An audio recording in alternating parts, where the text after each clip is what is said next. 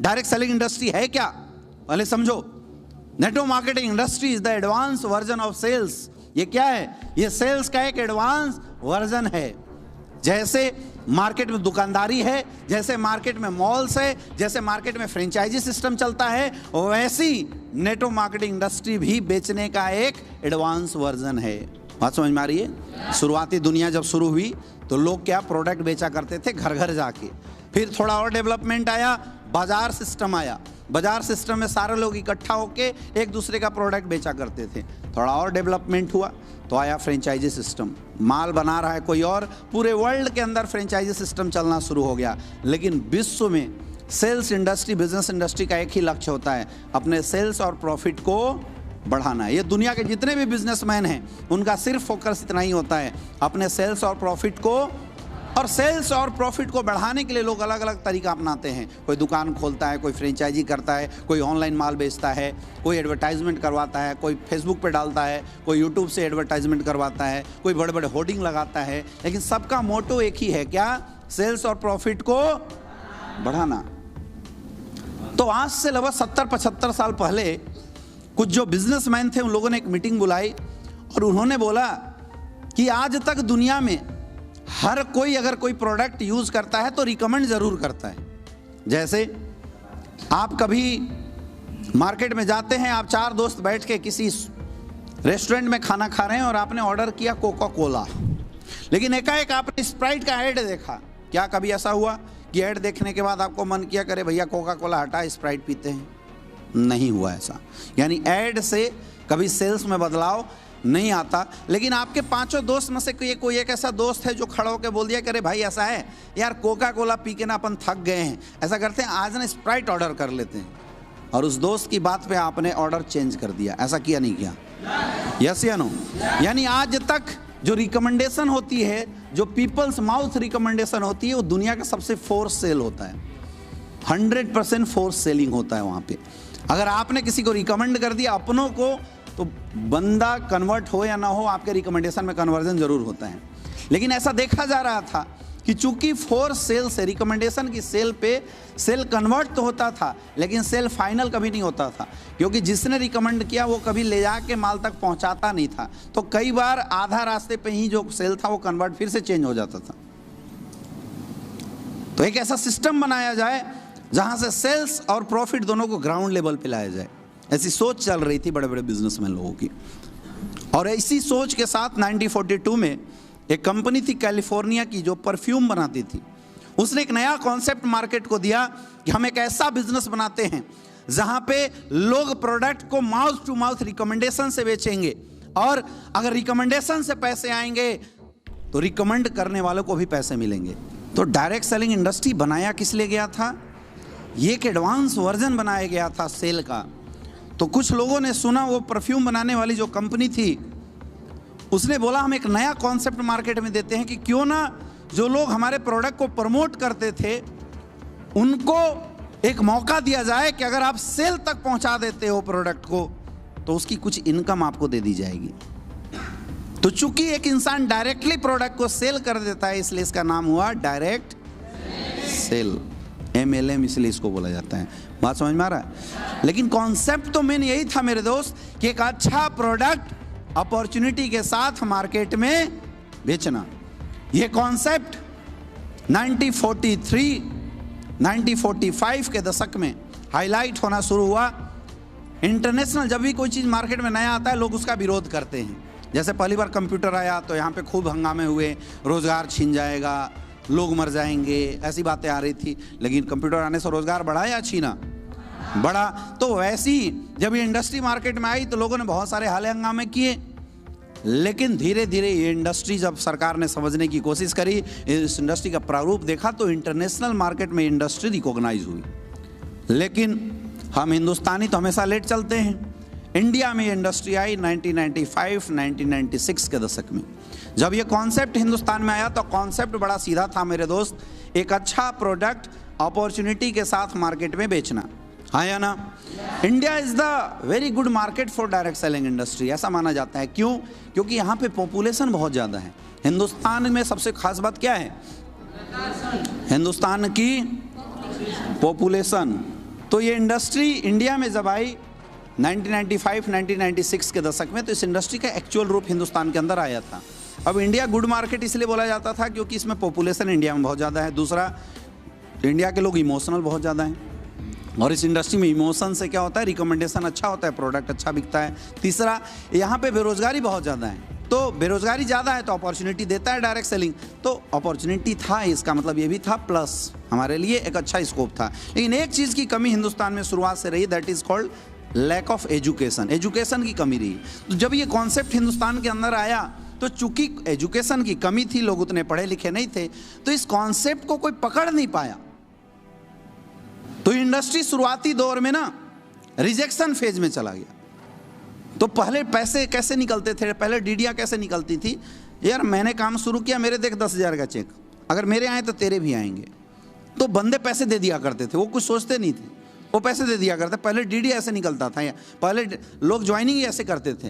हिंदुस्तान में ज्वाइनिंग कैसे निकलता है, लपेट से, चपेट से और पेट से। कैसे निकलता है, लपेट से, चपेट से और पेट से।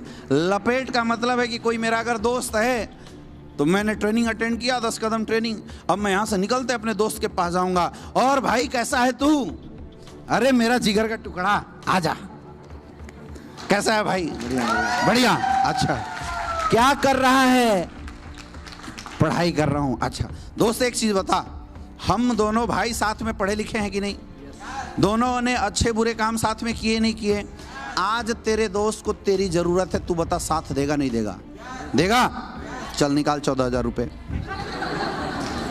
ना प्लान बताया, ना कॉन्सेप्ट समझाया, ना प्रोडक्ट समझाया, क्या बोला, तो भाई है ना, निकाल। तो भाई कैसे आ गया, लपेट से। कैसे आ गया, लपेट से आ गया। बात समझ में आ रही है, बात समझ में आ रही है। इसको बोलते हैं इमोशन की ज्वाइनिंग। याद करो, जब पहली बार आपको किसी ने नेटवर्किंग में लाया था, ऐसी लपेट चपेट मारा होगा, तुम्हें भी समझ में नहीं आया था नेटवर्किंग, हाँ या ना। कोई इंसान ऐसा है जो अपने मामे के पास पहुंच जाता है, मामा जी आशीर्वाद चाहिए, क्यों, भांजा कैरियर बनाना चाहता है। अब हिंदुस्तान का कौन सा ऐसा मामा है जो अपने भांजे की कैरियर बनाने के लिए मना कर देगा, क्या बोलेगा मामा, बिल्कुल बोलने यार, क्या बात है, तो मामा जी आपका आशीर्वाद चाहिए, बोलो क्या चाहिए, निकालो 14,000 रुपये। तो मामा कैसे आ गए, दोस्त आया लपेट से, मामा आए चपेट से, और तीसरे आते हैं पेट से। नालायक थे, किसी काम के नहीं थे, तो किसी ने जाके बोला भैया 16,000 लगाने हैं, 2 बनाने और 70 करोड़ कमाने हैं।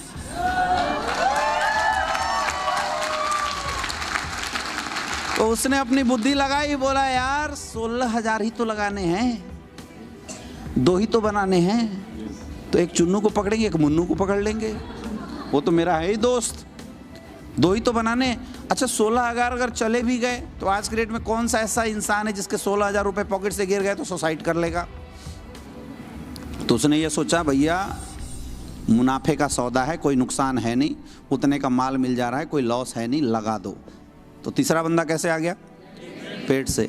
तो एक आता है लपेट से, दूसरा आता है चपेट से, और तीसरा कैसे आता है। और आप सब पहली बार याद कीजिए, पहली बार जिस भी कंपनी में आप गए थे, पहली बार जब आपने किसी कंपनी को ज्वाइन किया होगा, यही तीनों फार्मूला आप पे लगाया होगा किसी ने, लपेट चपेट और, सच बोल रहा हूँ गलत बोल रहा हूँ, कितने लोग लपेट चपेट पेट से ज्वाइन हुए थे पहली बार,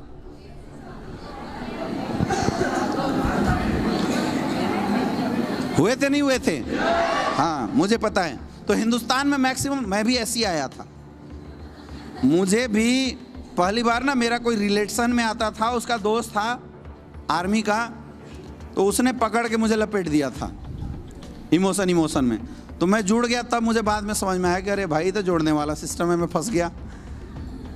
तो आते हम क्या है, लपेट चपेट पेट से। हमें कोई एजुकेशन होती नहीं है, लोगों के पास एजुकेशन थी नहीं। 1995 1996 के दशक में जब लोग डायरेक्ट सेलिंग में आए थे, तो लोगों ने अपनी बुद्धि लगानी शुरू करी।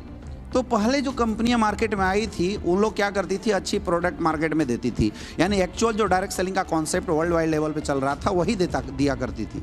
लेकिन बाद में ये जो लोग लपेट चपेट से आए थे, थोड़े काम करने के बाद जब इन्होंने पैसे कमाए तो इन्होंने अपनी बुद्धि लगानी शुरू करी। और हिंदुस्तानी किसी चीज़ में माहिर हो या ना हो, डुप्लीकेशन में, कॉपी करने में माहिर होते हैं, हाँ या ना। आप बिहार बोर्ड देखो, मैक्सिमम कॉपी करके पास होंगे। यूपी बोर्ड देखो, मैक्सिमम कॉपी करने में हिंदुस्तानी कैसे होते हैं, नंबर वन होते हैं। एक बार चाइना ने सोचा कि मैं दुनिया की सबसे बेस्ट चीज़ बनाता हूँ, तो उसने पतला सा नीडल बनाया। क्या बनाया? एक पतला सा नीडल बनाया, और पतला सा नीडल बना के उसने दे दिया। पतला सा नीडल लोगों को बनाया, बहुत छोटी सी मेटल, दुनिया की सबसे छोटी सी मेटल नीडल बनाया उसने उठाया, यूएस को दे दिया। यूएस ने बोला यार इसमें अपना दिमाग लगा देते हैं। उसने क्या किया, उसके एक साइड को शार्प बना दिया। एक साइड को क्या किया, शार्प बना दिया। वो सुई जैसा हो गया, बिल्कुल दबा देने के बाद चुभ जाता था। उसने बोला यार तो बहुत अच्छा हो गया। फिर उसने दे दिया चाइना को बोला इसमें कुछ करो तुम। चाइना उठाया और उसने चारों तरफ देखा, रिसर्च किया, बोला इसमें और कुछ हो नहीं सकता है, हम इतना ही कर सकते हैं कि इसके पीछे वाले पार्ट में मेरे पास इतना छोटा ड्रिल मशीन है कि इसमें हम छेद कर सकते हैं। तो उसने अपना ड्रिल मशीन निकाला और उसमें छेद करके दे दिया। अब लास्ट में किसको दिया गया, इंडियन को। अब इंडिया वाले तो भाई कॉपी में बहुत माहिर होते हैं। इंडिया वाले साइंटिस्टों ने देखा, बोला भाई इतनी बात है। तब तक इंडिया के एक साइंटिस्ट था, टेबल में लग के उसका जो सूट था वो फटा हुआ था। उसने देखा और देखते ही उसको एक दिमाग में बात आई। उसने एक धागा उठाया, उसके पिछवाड़े में घुसेड़ा और उससे उसके सिलाई करी और उसमें ठप्पा लगा दिया मेड इन इंडिया, सुई धागा, मार्केट में बेच दिया। तो कॉपी करने में क्या थे अपन लोग, नंबर वन।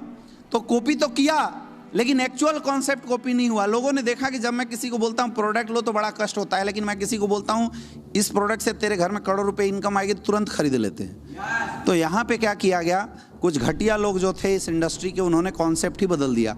और उन्होंने मार्केट में कॉन्सेप्ट क्या डाल दिया, लोगों ने मार्केट में कॉन्सेप्ट डाला, नेटवर्क मार्केटिंग इंडस्ट्री अपॉर्चुनिटी बेचने का बिजनेस है। कॉन्सेप्ट चेंज कर दिया, लोगों को अपॉर्चुनिटी बेचना शुरू कर दिया।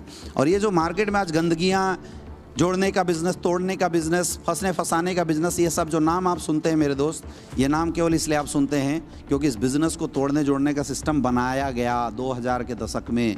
लोगों ने क्या किया, लोगों को जोड़ना शुरू किया। अब देखो इसमें लॉस क्या है, अगर आपके साथ 100 लोग जुड़ते हैं तो अपॉर्चुनिटी केवल 10 लोगों को ही मिलेगा। तो 10% जो लोग थे उन्होंने पैसा कमाया क्योंकि उनको अपॉर्चुनिटी मिला, लेकिन 90% लोगों को क्या दिया गया, झूठे सपने, fake product, no need product, बिना मतलब के प्रोडक्ट, झूठे सपने, अनस्टेबल प्लेटफॉर्म। तो जो 90% लोग जिन्होंने कुछ नहीं कमाया, जिनको कोई अच्छा प्रोडक्ट भी नहीं मिला, उन्होंने मार्केट में लाके बोलना शुरू किया भैया मैं तो फंस गया।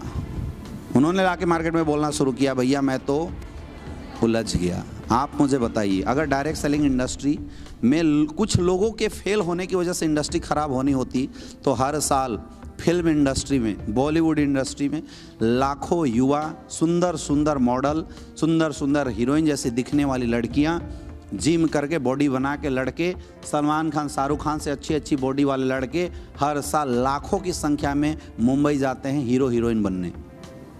और हालत ऐसी होती है मेरे दोस्त, 10 साल घिसते हुए निकल जाता है। आपने नवाजुद्दीन सिद्दीकी का नाम तो सुना, लेकिन ऐसे कितने लाखों नवाजुद्दीन सिद्दीकी हैं जो पिछले 25 साल से आज भी मुंबई के गलियों में ना भटक रहे हैं। एक ऑफर मिल जाए, गए थे हीरो हीरोइन बनने, हालत ऐसी हो जाती है लोगों की कि मुंबई के चौराहे पे गोलगप्पे बेचना पड़ जाता है। तो क्या फिल्म इंडस्ट्री ने लाखों लोगों की करियर बर्बाद नहीं करी? तो हम लोग क्यों नहीं बोलते फिल्म इंडस्ट्री बेकार है, लोगों का करियर खराब कर देता है? सोचो, आज लाखों लोग बैट उठा के क्रिकेट मैदान में जाते हैं, बड़े बड़े एकेडमिक ज्वाइन करते हैं, लाखों रुपए खर्च करते हैं बड़े बड़े कोचिंग वाले को देके, कोच को देके, इस आस में कि मुझे भी नेशनल इंटरनेशनल क्रिकेट में खेलने का मौका मिल जाता। करोड़ों लोग, करोड़ों स्टूडेंटों का कैरियर बैट पटकते हुए निकल जाती है। नेशनल में केवल 11 से 12 लोगों का सिलेक्शन होता है मेरे दोस्त। तो हम बोल सकते हैं ना क्रिकेट लोगों की बर्बादी की वजह है? तो क्यों नहीं बोलते? सोचो, क्यों नहीं बोलते? ये जितने भी चोर उचक्के हैं वो भी तो किसी ना किसी स्कूल में ही पढ़े होंगे, तो आप अपने बच्चों को स्कूल क्यों भेजते हैं? आप क्यों नहीं बच्चों को बोलते मत जाए स्कूल, स्कूल से तो चोर उचक्के निकलते हैं? क्योंकि कुछ लोगों की असफलताओं से दुनिया में किसी भी प्लेटफॉर्म को नहीं आंका जाता, कुछ चंद लोगों की सफलताओं की वजह से प्लेटफॉर्म को आंका जाता है। फिल्म इंडस्ट्री इसलिए अच्छी है क्योंकि सलमान खान, शाहरुख खान, अमिताभ बच्चन जैसे लोगों की सक्सेस की वजह फिल्म इंडस्ट्री बनी है। इसलिए आज भी फिल्म इंडस्ट्री को इज्जत की दृष्टि से देखा जाता है। आज भी अपने बच्चों को, माँ बाप अपने बच्चों को इसलिए स्कूल भेजते हैं क्योंकि जितने भी डॉक्टर्स, इंजीनियर, अब्दुल कलाम जैसे लोग इन्हीं स्कूलों में पढ़ के निकले हैं। इसलिए उस आस से माँ बाप उन चंद लोगों की एग्जाम्पल की वजह से अपने बच्चों को स्कूल में भेजते हैं। आज महेंद्र सिंह धोनी, युवराज सिंह, विराट कोहली जैसे इंसानों की कैरियर की वजह क्रिकेट इंडस्ट्री बनी है। इसलिए इंडस्ट्री को ख़राब नहीं बोला जाता। मेरे दोस्त, दुनिया के हर चीज़ों को चंद गिने चुने सक्सेस की वजह से अच्छा बोला जाता है। तो डायरेक्ट सेलिंग में भी तो 10% लोग सक्सेसफुल थे। ये इंडस्ट्री बदनाम क्यों हुई? ये सवाल है। इसलिए बदनाम हुई क्योंकि इस इंडस्ट्री में गलत किया गया लोगों के साथ, आपको पता नहीं चला। ये मार्केट में जितने भी लोग हैं ना, इस इंडस्ट्री के बारे में अलग अलग डिफिनेशन देना शुरू कर देते हैं। एक्चुअल डायरेक्ट सेलिंग किसको बोलते हैं? बहुत ध्यान से समझना और तब कंपैरिजन करना और तब डिसीजन बनाना। एक्चुअल डायरेक्ट सेलिंग का मतलब होता है एक अच्छा प्रोडक्ट एक अच्छी अपॉर्चुनिटी के साथ मार्केट में बेचना। उस प्रोडक्ट की एक्चुअल कॉस्ट होनी चाहिए। तो अगर किसी को डायरेक्ट सेलिंग इंडस्ट्री में सफल होना है तो 4 चीज़ों का कॉम्बिनेशन चाहिए। अगर है तो आप सफल हो सकते हैं, नहीं है तो नहीं हो सकते। ये बात किसी को नहीं बताया जाता। सबसे पहला, एक अच्छा प्रोडक्ट में दम होना चाहिए, प्रोडक्ट में क्वालिटी होना चाहिए, प्रोडक्ट में रिजल्ट होना चाहिए। अगर ऐसा है तो धंधा होगा, नहीं है तो नहीं चलेगा। लेकिन मेरा सवाल है, क्या सिर्फ अच्छे प्रोडक्ट बेचने से सफल हो जाएगा? नहीं हो सकता। ये होटल है रमाडा, 35 करोड़ की होटल है, लेकिन इसके मालिक को कोई पैसे की प्रॉब्लम आ गई और उसने आपको बोला कि भाई साहब 35 करोड़ की होटल है, मैं आपको 5 करोड़ में दे दूंगा।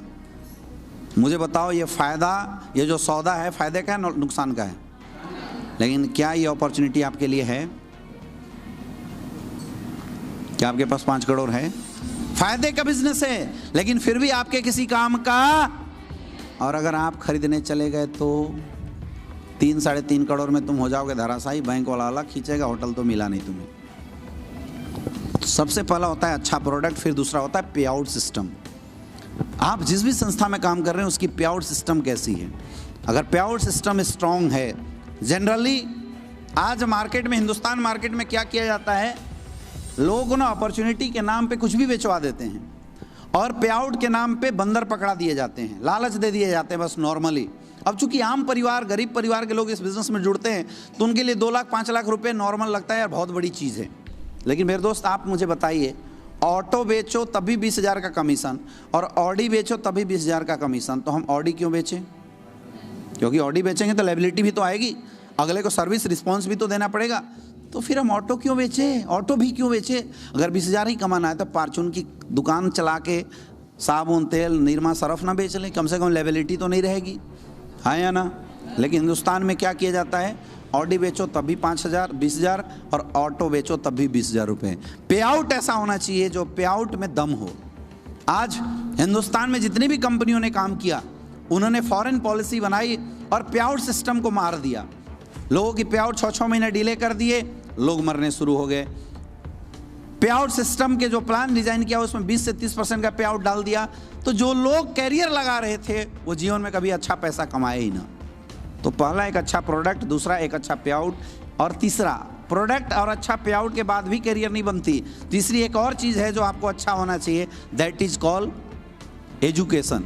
सीखना पड़ेगा। हम में से कोई भी MBA करके नहीं आया, हमारे में से कोई भी बाप दादाओं ने बिजनेस नहीं किया है जो हमें बिजनेस की वर्ड बता सके। तो इस बिजनेस में अगर हमें सफल होना है तो जिस कंपनी के साथ हम काम कर रहे हैं उस कंपनी के पास एक अच्छी एजुकेशन, स्ट्रॉन्ग एजुकेशन सिस्टम होना चाहिए।